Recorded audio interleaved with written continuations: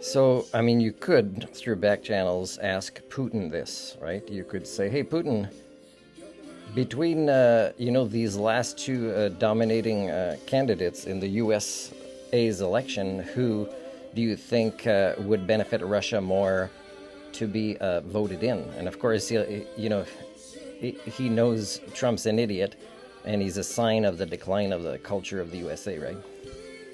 And so, of course, he would say that. Now, do you really need, as Canadian politicians, to ask Putin when you've already had conversations and you've already prepared for that eventuality? You know this, that on one side, we've got a threat of Russia, in the north, but we've also got Alaska in the north. And we've also been sharing a lot of our secrets in this NORAD thing with the U.S., but we've got the U.S. in the south under Trump, which is a threat to Canadian sovereignty. So in conversations, you could ask Trump, do you realize that we are stuck between a rock and a hard place? And that it's not fair to include us in the attacks of pretty much every country and create additional barriers for both of us when challenged with the growing power of Russia? And that you, Mr. President, are aiding Putin by creating these conflicts with your allies. And therefore, the foreign interference is that you are helping Russia against us by acting the way you are.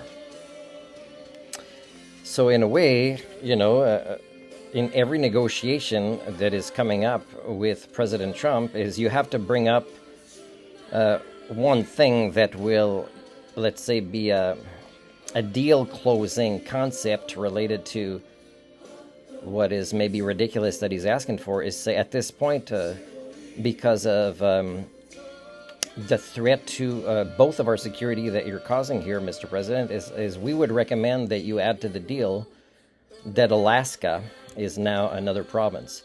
You let that go, and we will assist if there's anybody there that wants to relocate to Hawaii or to this, the south of us, and don't want to become Canadians, although it'd be interesting to see how many would say, oh no, we'll stay here and we'll be a Canadian province.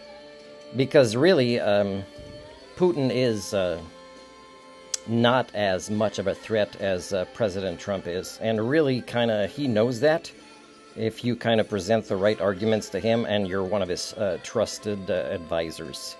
So try that.